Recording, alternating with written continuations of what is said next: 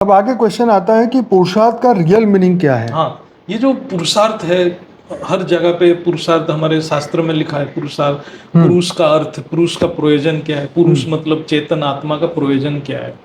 शरीर का प्रयोजन तो सबको पता है, लेकिन पुरुष का प्रयोजन क्या है। पुरुष का स्वभाव ही है नित्य मुक्त, उसका स्वभाव है, तो उसका प्रयोजन है मुक्त होना, उसको बंधना नहीं है किसी में। तो इस प्रयोजन को कैसे प्राप्त करेगा।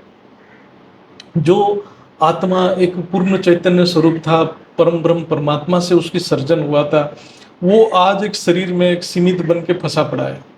तो वो और शरीर के प्रयोजन के पीछे भाग रहा है, चाहे धर्म हो, चाहे अर्थ हो, चाहे कामनाएं हो, ये सारे शरीर की प्रयोजन है, आत्मा की प्रयोजन तो है नहीं। आत्मा भी उसमें सुख लेता है, धर्म अर्थ काम से भी सुख लेता है, लेकिन वो अंतिम प्रयोजन नहीं है। अंतिम उसका जो मूल स्वभाव ही है मुक्त होना, मूल स्वभाव ही है स्वतंत्र होना। तो वो स्वतंत्रता को प्राप्त कैसे करेगा, उसके लिए जो पुरुषार्थ करना है, तो क्या पुरुषार्थ करेगा।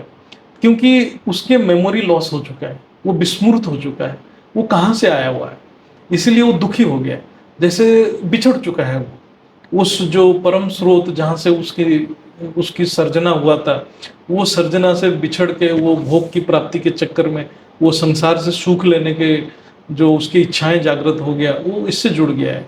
तो वो जो विस्मृत हो चुका है, जो उसकी जो दिव्य सर्जन हुआ था, वो दिव्य स्मृति को याद करने के लिए उसके मन को जोड़ना पड़ेगा उसको, क्योंकि मन जोड़ने का काम है, बुद्धि निश्चय करने का काम है।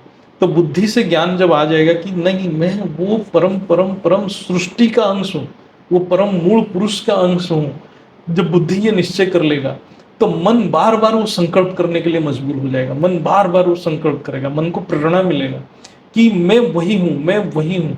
जब भी वो गलत जगह पे दुख मिलेगा उसको, तो वो कर्म प्रधान है मूर्ति जगत, मूर्ति में तो कर्म होना ही है, और उसको तीनों दुखों मिलेगा ही मिलेगा, चाहे कितने भी बड़ी मतलब कितने भी शुद्ध आत्मा हो, तब वो दुख के प्रति उसका मन नहीं जाएगा। उसके कितने भी दुख में वो एक ही संकल्प करेगा, नहीं मैं तो उन्हीं का हूँ, उन्हीं का अंश हूँ।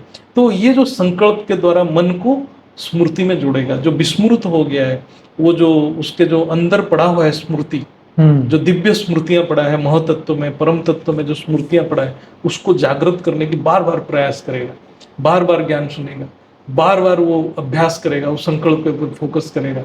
तो कभी ना कभी धीरे धीरे अभ्यास से परमात्मा की कृपा होगा, धीरे धीरे परमात्मा भी कृपा करते हैं, जब प्रयास करते हैं तो जागृत हो जाता है। ये पुरुषार्थ है, ज्ञान के अभ्यास और योग के द्वारा स्मृति को जागृत करना।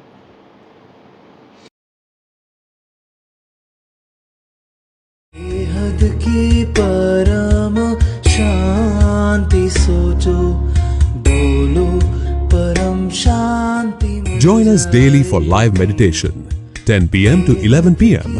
on YouTube Live. Subscribe now. Website www.paramshanti.org. Email us anant@paramshanti.org. Like, share, subscribe. Join today. बेहद की परम शांति सोचो।